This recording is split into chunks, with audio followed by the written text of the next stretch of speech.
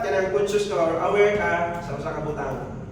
No, usahay kay dili kay ta makapasalamat nga nakamata pa ta. Nakapasalamat sa bagong adlaw nga gihatag sa Ginoo sa ato. Makaana ra kana ra birthday man. Salamat sa lugar Katolikan. Murag diha ra nimo mapasalamatan ang Ginoo ba? Diha ra nimo ma-recall kung unsa ang ihang kaayo sa mga nanglabay na mga Katolikan sa imong kinabuhi. Magpasalamat din ka. Salamat sa mga Katolikan yung gialaw sa kuha. Then kung ato sa today sa matag karon ug niya, dako kay nagbalyo nga gibuhit ta sa Ginoo, ipamatata niya. Usay kay murag wala lang na sa ato ang una-una ba. Katong time nga during atong nasakit pa ko, mga lahi ko na mga badlaw ato mapasalamat kay pero karon murag wala na. Kay murag dugay na siya.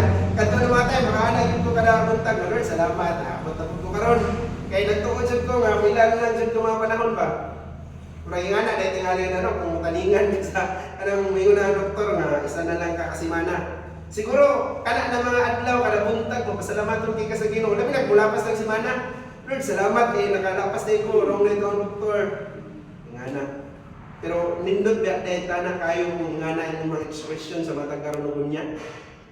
Kaya naman ang Ginoo kay matinud-anon kay sa to ba.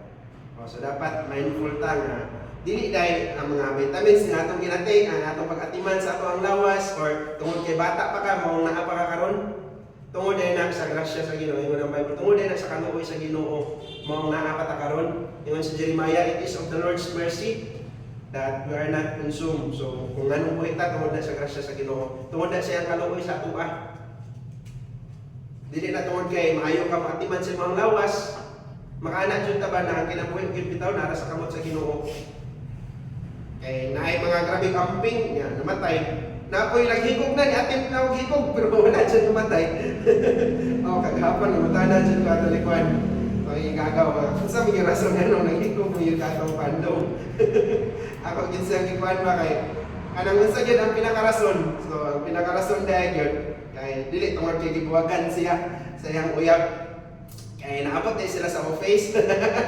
Na-office sila ni Pastor niya. Kanang i-lockdown sa mayo sa parents sa bahay ba. Na kanang, mo po na yung ano, ang ginadasig ba nga dapat ang Christian, kanang umanguya mo kayo kanang kung Kristohanon. Pero nahita po sa ginikanan sa uban ba kay, kung Christian ang uyab, murag, yang nahita po na ba kay, unbeliever na yung uyab karon. Kanang lain na daw kayo ang mga sulti nga. Ang mga kauban ng mga young people, lain na sa tinagdan sa iyahan. So, mao yun daw ito ang pinakarason nga nabuhat niya, kiyawaan ang Ginoo siya. Nakalimot na siya, basta kaya. Niambak na siya ito, naghigot siya. Hapit na yun daw kayo, may kinatabang. Makaana ba nga kung kwenta ito nga, kung bisan pag gusto ko ni mo niya, dili gusto ang Ginoo, nagi mga pamagi. Pero bisan pag dili mo gusto, time na yun ni mo, wala dyan. Wala dyan tayo mahimo, di na ginato na matakasan. Nga na, so makana, ako sa kingdom yun, naagyo na yung may plano ang Ginoo sa imo, naagyo na yung purpose ang Ginoo sa imo, kinabuhi. Kaya kung kato, kung gitugot yun to, na wala, patay yun ka. Pero hapit na yun siya nakalimot ng sakit yun ko. Kung bakit na ni isa ka sa pisik para may sakit mo yun sa naambot ato, pasagdan na yun niya, banayawaan na yun siya mag-ayo. Kapit na sila nakalimot na yun, wala na, may ganyan, kinatabang. So, ingana. Pero makaana yun ta, nakalokoy na sa Ginoo tanan. No, nanagin sa Ginoo ba kay napayon sa plano sa unahan. Sa Jeremiah, nalaglag ang lugar na iyang gipuy-an, ang lugar na iyang ginakan, o mao na ang lugar na gitawag sa Ginoo nga, magwali sa pulo sa Ginoo, pero nalaglag tanan, nakita yun na niya, pero siya, iprotektahan niya kung sa Ginoo niya. Iyahan yun ng ma-recall, yung sa this I recall my mind. No, na. So this I recall to my mind, therefore have I hope. It is of the Lord's mercy, regular that we are not consumed. So, tungod rin na sa gugma o kaluwi sa Ginoo sa ato. So, dili sa kung maayo na matiman sa tuwang lawas or sa kung unsa man, be mindful nga ang Ginoo di ay mo nag-keep sa ato ang buhit na karon. So, dapat sa matag karon ug niya ato kinahinumduman nga maayo kayo ang Ginoo sa atong kinabuhi. Then number 2, be grateful. Dapat mapasalamaton ta. Dili man kita kabalo sa Ginoo, kay iyang tanan. No, like kung may isang body nga maayo sa imo di ba? Maguna-una pud ta nga mobalos. Unay tawo nga kanang ginhatagan kaniya. Makauna-una sad ka nga muhatag sa iya balos. Gani kung nay mga muhatag og sud usay dili pa nimo ibalik ang sudlanan kay maulaw ka nga wag ibalik nga walay sulod. Okay, gusto ka mo balos. Pero sa Ginoo dili man ta na mahimo kay dili man jud ta kabalos sa iya. Pero pinaagi na lang ba sa pagpasalamat bitaw sa paghatag nimo pasalamat. Diha malipay siya. Makahinumdum ko na sa katong ahente na mo sa una. Sige siya padala bisan unsa na ipadala sa amo kanang mga dumi dito sa ilang lugar magpapalit og mga seedling sa rambutan, seedling sa mangustin, seedling sa durian, napakarga pa to siya kanang tangke sa tubig na rabi kadako. Palkata bisan unsa ra pero never jud makadungog mi nga mana siya salamat. Ipahakot ko gina niya gikan sa sakyanan dito sa kalsada, pasubida dito sa ilang balay. Man siya nga diri ra na inyo ibutang. Wala naman ito ilabot sa mong trabaho, wala naman ito ilabot sa mong sweldo, pero tuod ba kayo dito may magatuan sila, hindi siya, so muna itong ginong pro. Di ikyot ka ba nung pasalamat niya? Wala raman dyan ko, kanang makauban ako ng mga unbeliever ba, wala yung grabe ko nito, bisan pag-ingon na lang salamat ba, di mo pasalamat. Ang iyahang mga palkata, o sa higdaan, higdaan, wala yung pakianuban, dili na lang ati manon, kay ingana mo siya, dili ka ba nung pasalamat ba? Maglagot na sila, nyahasol ko yan tayo. Magkarga-karga mo, magkarga yung palkata, tag napulo ka kahon, tag 20, nya among tuganan, gamay na lang kayo, kaya man na pwede ilot ko. Gamay lang kayo, lanan, tamakan, mahala na lang. Total, yung ito na ato ang ihang ka ng mga markot na rambutan, imbis sa silupin yung nagunitan, kaya siyempre, dito yung sa utlot gunitan, kaya kung maputo daw, patay. Dili na, wala na yung mag-amping ba? Kaya naman, kay kanang magbisan na lang kanang pag-say thank you ba? Murag imong kung paminaw, malipay ka, ganahan pa kang muhimo. Just the same sa Ginoo, bisan kung makaingon man yun nga, dili ta kabalos no? Pero kana na lang ang imong pagpasalamat ba? Na kayo na ikalipay sa Ginoo. Okay, bisan pa tinawanon praktikal na pagka-istorya, malipay kayo kung naisa bali mo pasalamat kung sa ibang gihimo. Kaya naman, murag diha man jud nimo ma-feel na na-appreciate na ito niya ang gihatag nimo sa iyahan.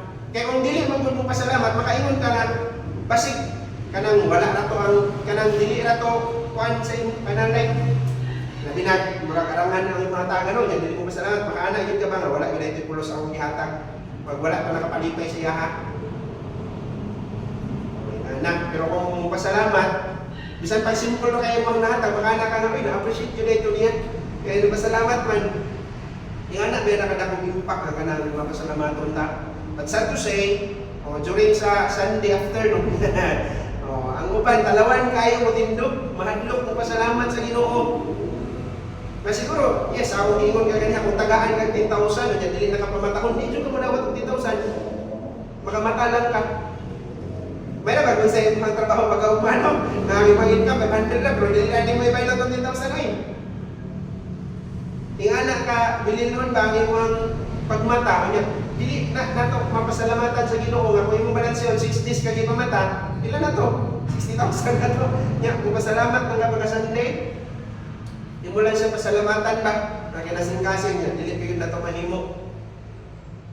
Ato hinumduman niya, ang Ginoo day, maayo ba kayo nga nagatiman sa ato ka, pila na imong edad, pila na itong edad. Kung nga na kanya giatiman dili kaya tanan tao kita gayon nga maabot sa kalibutan sama sa imong abot karon.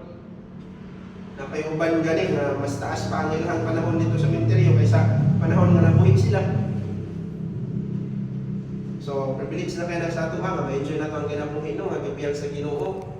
Nya dili ta kabalo mo pasalamat usahay so dapat mapasalamaton ta. Sa asa ka pa maagi bisan sa pagsulod ilang anak na simple nga word nga mapasalamat sa Ginoo. Then, through sa ato ang pagserbisyo dara sa Ginoo, diha nimo siya mapalipay ba? Diha nimo siya mahimaya. Ingon ba ang Romans 12:1 nga I beseech you therefore, brethren, by the mercies of God, tungod sa kaluoy sa Ginoo, that ye present your bodies a living sacrifice, holy and acceptable unto God, which is your reasonable service. So anong tungod sa mercy sa Ginoo, dapat ato na siyang atong himong sakripisyo na to ang kinabuhi daw ang ato ang lawas wal boy patatoy sa kalibutan. So kumingon tag sacrifice, wala mo yung sakripisyo naman sa iyo. Kay ang sakripisyo mo yun kay sakripisyo, kumingon ka sakripisyo. Oh, makaana kaya kita basta ka ng lisod na, ora man ta, di ba? Mo na sakripisyo ka nang dili sa iyo ba? Usahay mong kay sayon na kay hatag ang butang kanang wala kaganahinan. Kung mao man gyud usual nato ginahatag kanang murag dili na nato need ba? Na kay maghatag kag sa ina tungod kay di naman sa nimo masuot kay gagmay na or wala na kaganahin. Pero i-try ka na hatag ang butang na kanang ganahan kay nimo. Di ba kay lisod? Pero kung imo nang mahimo mas lahi po ng kalipay. Mo na gusto sa Ginoo nga atong himuon. Ug mao ba po na iyang gusto? Sa dihang nangayo siya kang Abraham, wala siya nangayo kabtangan, daghan man iya anak. Wala siya nangayo mga servants, wala siya nangayo unsa. Ang iyang gipangayo kadto yung pinaka kadto gyud yung anak, pinakapalangga niya, pinaka-treasure niya. Yung anak gyud usay ang pangayoon sa Ginoo. Ang dili usahay, ang anak gyud ang gusto sa Ginoo, ang pinaka-the best para sa kanang gikan sa tao, ang pinaka-the best nato. Muna ito ihatag sa iya. Wala na may pinaka-importante sa tao kasi ang kinabuhi. So, while ang kinabuhi daw ta, ito daw ng himuong living sacrifice. So, kung sacrifice man siya, nagay mga times nga need na ito himuon, bisan pag dili na ito gusto. Like, supak siya mga kapubuton. No, need jud nga himuon tanay, tungod o galang sa kaymayahan sa Ginoo. Ano yung mga sakripisyo? Di ba, ano matawag kong sakripisyo ng di ba? Kanang murag dili sumpaki sa mga gusto ba? Sakripisyo kayo kung kanang dili mo gusto pero hindi mo matawag ginani mo siya sacrifice para sa Ginoo. And last, tungod kay ang Ginoo maayo sa ato faithful siya. Ingon siya diri sa verse 23, "Are you every morning? Great is thy faithfulness." So dapat be faithful. So kay maayo man kay ang Ginoo, matinud-anon man siya. So dapat matinud-anon sadta sa iya. Tungod kay matinud-anon siya sa ato ba. So sa ato ang pagserbisyo na sa Ginoo, dapat faithful ta. So lahi-lahi man tag service no. Dili man tanan choir member, dili man tanan dili tanan teacher. Lahi-lahi man tag kanang pag-way nga nag-serve sa Ginoo, pero dapat faithful ta anan. So kung choir member ka, dapat tinud-on nato. Although bisan sa time nato pa sa practice, bisan pati nga kung sa maayo mukanta na kanang basic ka na para sa imo nga, pero kung sa mga nasabutan ra dapat mo ubig gyud gihapon ta.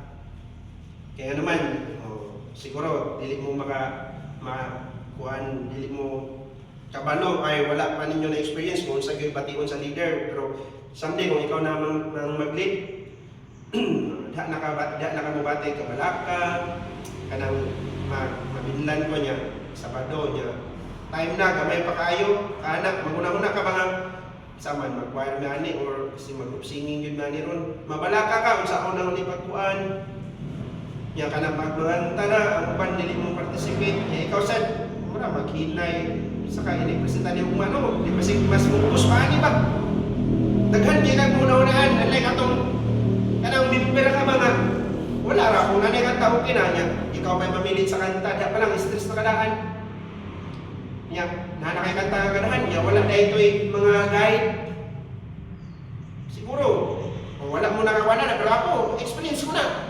kanya mo naganahan kay kwani okay ra niya imo pa i-consider ba kung sayo ba siya kantahon kay basig maglisod may niya imo pang ipang-check tong bass kaning sa soprano sa alto niya hala wala man dai mga kuanani sa mangita na po kaglain ingana niya pag abot na sa kuan wala mo tunga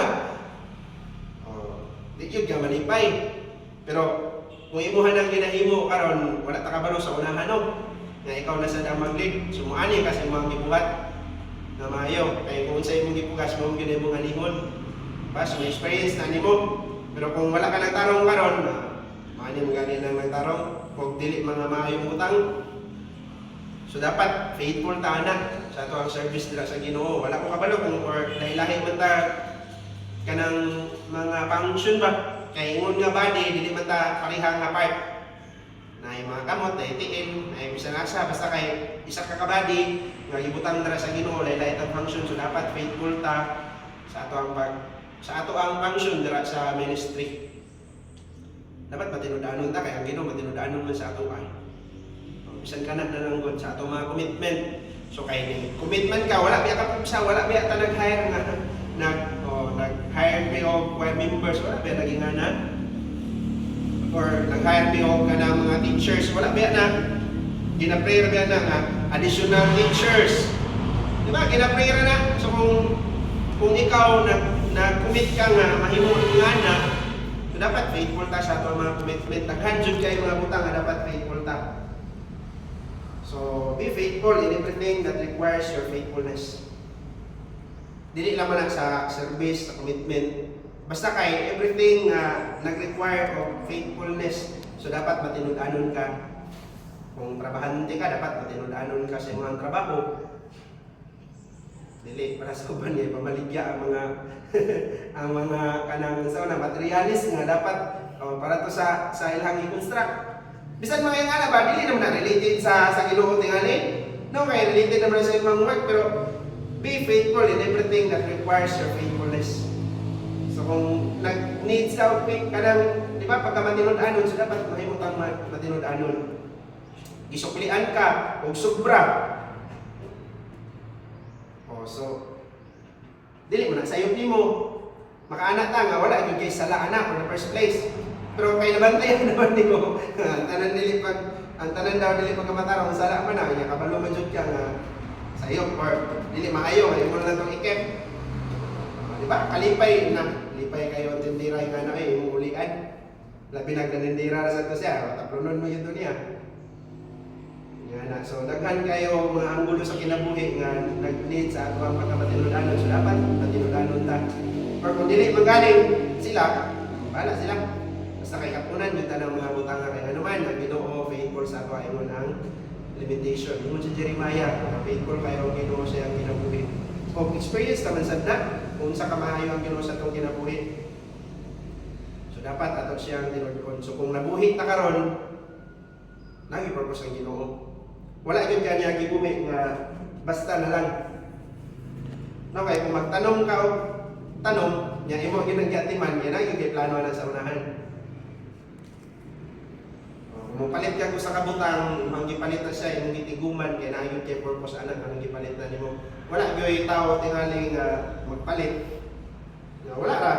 Kung man niya gipalit, mga kaanak siya nga ayaw, hindi gamit. Kaya before ko na niya gi-purchase, nagyo na siya mga panglantaw na o niya ang gamitan na nila butang. So ang Ginoo ingon siya sa Bible, magipalit daw niya sa usa ka bili. Therefore, mayawon daw nato siya. So kung gipalitan niya, nagi-purpose ang Ginoo ng tanan. So nabuhi ta tungod sa kaluoy sa Ginoo no. So be mindful na tungod na din sa iyang kaluoy. So be grateful sa iyang kaayo sa atong kinabuhi and be faithful sa kaya ang Ginoo matinud-anon sa ato.